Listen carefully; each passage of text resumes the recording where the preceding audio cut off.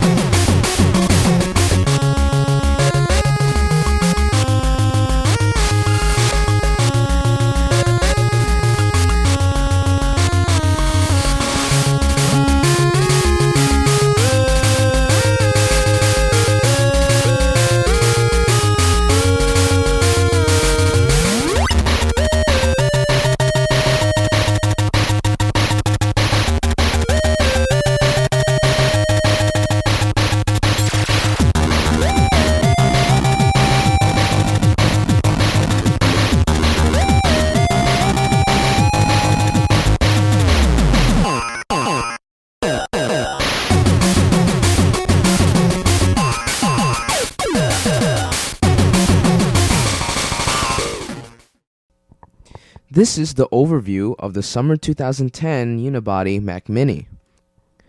The Mac Mini is Apple's entry-level desktop computer, and it is best known for its small form factor and reasonable performance. This addition into the Mac Mini line features a new unibody design that is just less than half the thickness of the previous model. Going around the computer, you'll notice that the Mac Mini features a removable bottom plate that allows easy access to RAM, the network card, and the fan. Other components like the hard drive or the DVD drive can be accessed, but with some difficulty. As for the I/O, the Mac Mini features nothing out of the ordinary, which are the USB ports, 4 to be exact, Firewire port, mini display port for VGA and DVI monitor connectivity, which is allowed via adapters, Ethernet port, input-output 3.5mm audio jacks, internal power supply, and an SD card reader. Saving the best for last, included is a built-in HDMI out, which means easy hookup to a TV. Other features include 802.11 BGN Wi-Fi, iLife 09 pre-installed, Bluetooth, and a built-in speaker.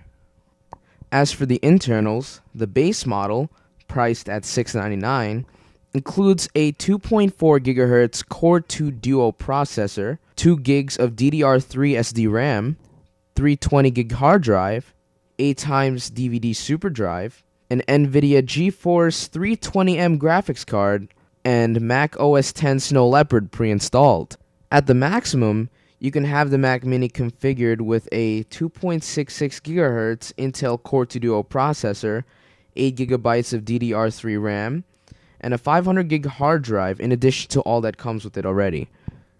This will cost you at the most around $1,500.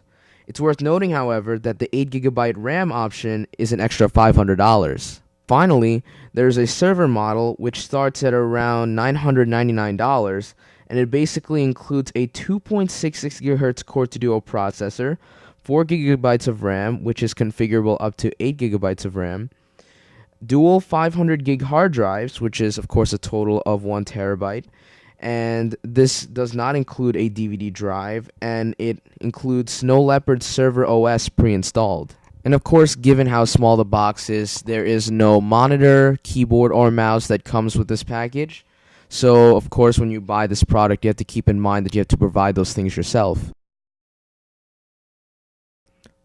This is the review portion of this video, and basically we do this via pros and cons, and at the end we'll have our final verdict. We'll go ahead and start with the pros. The small form factor pretty much allows you to place the Mac Mini in any setting, for example, anywhere from an office setting to a living room setting. Like all or most Macs, this one is very simple to set up.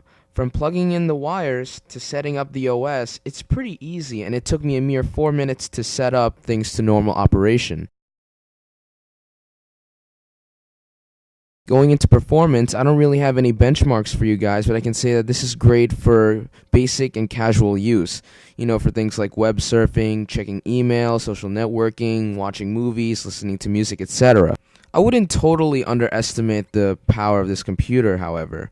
To show you how powerful the Mac Mini is, I played 2 HD YouTube movie trailers simultaneously, one in 720p and one in 1080p. There was little to no slowdown when doing this.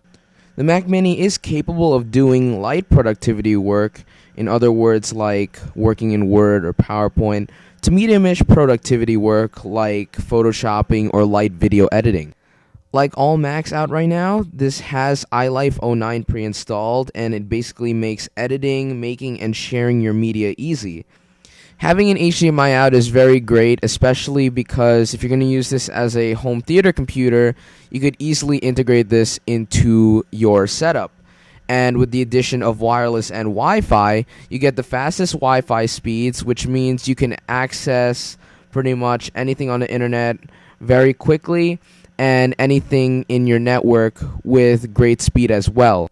With many devices such as camcorders, cameras, and voice recorders using SD cards, it's very great that Apple included an SD card reader on the computer. This way, it's easy to transfer data from your device to the Mac Mini. This Mac Mini does come with a decent built-in speaker, and you can more or less depend on this for casual use. For a Mac this size that can do a significant amount of work, the computer barely gets hot, the fans barely run, and it's really, really quiet. And there's nothing else I could say about that. It's just really, really good. And this is all due to the low power consumption. And finally, Macs are arguably the easiest computers to use, and this Mac is no exception. The Mac OS is simple and intuitive, and basically has a really low learning curve. Now let's move over to the cons. From any perspective, this Mac, like a bunch of other Macs, have a very steep price point, and there are cheaper entry-level home theater and casual PCs out there on the market that can actually provide more in terms of hardware and in some cases software. Basically, you're paying for the Apple brand and the Apple operating system. The Mac Mini is pretty much a bare bones package, and what I mean by that is you don't get a keyboard and mouse, which obviously means you'll have to go get those yourself. The video out for the Mac Mini is solely limited to digital. That means HDMI and DVI. Now, if you don't have any of those on your TV or monitor, you will have to get some converters that'll plug into the mini display port, and those can typically go around for $30 from Apple. And finally, this can be a pretty picky con. You guys will probably hate me for it, but the SD card slot and the power button are located in the back. And you probably know where this is going. Basically, if you have your Mac Mini set up in a tough spot and you can't access the power button or the SD card slot, then this can be a pretty annoying problem. So I would think of that ahead of time. Now overall, this is a pretty great entry-level Mac for basically most needs and wants. However, the price is pretty steep for such a low-end computer. So the question you should ask yourself is it worth paying the Apple premium for this computer? The answer can really only lie in your desire for a Mac computer. In other words, if you like Macs, then this can be seen as a pretty good purchase. But if you're primarily a Windows user and still unsure if you want a Mac or not, then I would probably wait or perhaps even save up for something along the lines of a MacBook Pro, an iMac, etc., or even just a Windows computer that will stretch your dollar even more. As for using this as a home theater PC, there's really no reason why I would use this over a Windows computer with Windows Media Center. I mean, it has everything Front Row has on the Mac, except it has DVR capabilities and also apps and widgets. I mean, it's pretty much the same thing, just with more. Personally, I really like the Mac Mini. It makes a great family computer, but for the price, some of you may just have to think about it. And basically, that's my verdict. So this is the end of the video. I'd like to thank you guys for watching. Please rate, subscribe, and comment as it helps me out.